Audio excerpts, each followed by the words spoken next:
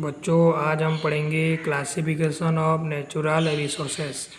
Natural resources को कितने type में क्लासिफिकेशन किया गया है, क्लासिफाइड किया गया है, उसके बारे में हम पढ़ेंगे।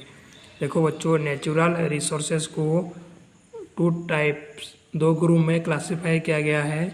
एक है लिविंग रिसोर्सेस और दूसरा है non living resources. Natural resources को दो टाइप में, टू टाइप में क्लासिफाई किया गया है। एक है लिविंग रिसोर्सेस, दूसरा है नॉन लिविंग रिसोर्सेस। बच्चों, लिविंग रिसोर्सेस को बायोटिक रिसोर्सेस भी कहते हैं। ओके, ये याद रखो, लिविंग रिसोर्सेस को बायोटिक रिसोर्सेस भी कहते हैं, नॉन लिविंग रिसोर्सेस को एबायोटिक रिसोर्सेस भी कहते हैं। ओके, लिविंग रिसोर्सेज को बायोटिक रिसोर्सेज कहते हैं, नॉन लिविंग रिसोर्सेज को एबायोटिक रिसोर्सेज कहते हैं। Natural resources are divide into two types. Natural resources दो टाइप में, टू टाइप में डिवाइड किया गया है, living and non living resources. Okay, living resources regenerate if the condition are favourable. Living resources क्या होता है? रीजेनरेट होता है और एक बार हो पाता है। जैसे हम कुछ पेड़ में जब पेड़ लगाते हैं, ओके, उधर फ्रूट होता है, वो फ्रूट ख़त्म होने के बाद फिर होता है, उसे रीजेनरेट होता है। फॉरेस्ट, क्रॉप्स, ग्रास, जैसे ग्रास काटने के बाद फिर होता है, वाइल्ड डोमेस्टिक एनिमल्स। ओके, ये सब है living resources. Non living resources क्या है? Non living resources include land, water and air. Non living resources है include land, water and air, जो कि कभी ख़त्म नहीं होता। These are inexhaustible. इनएग्जॉस्टेबल मतलब जो ख़त्म नहीं होता कभी। They are also called renewable resources. इसको रिन्यूएबल रिसोर्सेस भी कहते हैं। Minerals and fossils fuels such a कोयला and petroleum are also non living resources. ये सारा मिनरल्स है, फॉसिल्स, फ्यूल्स, कोयला हो, पेट्रोलियम, ये सारा नॉन लिविंग रिसोर्सेस होता है। ये ख़त्म नहीं होता, इसलिए नॉन लिविंग रिसोर्सेस होता है। However they are exhaustible. Such resources can not be replace as they take millions of years form. That is why they are non as non renewable resources. तो कहते हैं बच्चों नॉन रिन्यूएबल रिसोर्सेस। तो बच्चों, non living resources क्या क्या होता है? मिनरल्स, फॉसिल्स, फ्यूल, कोयला, पेट्रोलियम, ये सारा है non living resources.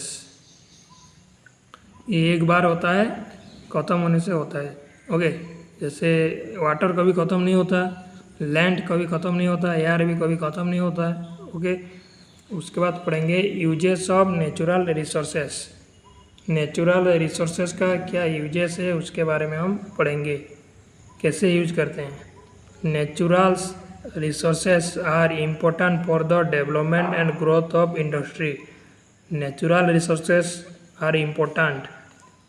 Industry and growth, development और ग्रोथ, इंडस्ट्री का डेवलपमेंट और ग्रोथ के लिए नेचुरल रिसोर्सेस बहुत इम्पोर्टेंट होता है। ओके, इंडस्ट्री का डेवलपमेंट और ग्रोथ के लिए नेचुरल रिसोर्सेस बहुत इम्पोर्टेंट है।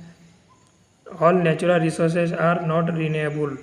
जितना भी नेचुरल रिसोर्सेज है सब नॉट रिन्यूएबल नहीं होते। So we must use carefully, उसको अच्छे से यूज करना चाहिए।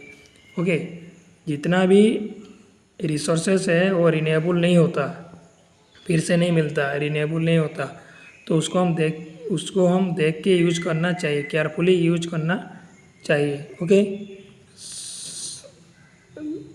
some natural resources can be used directly by human beings.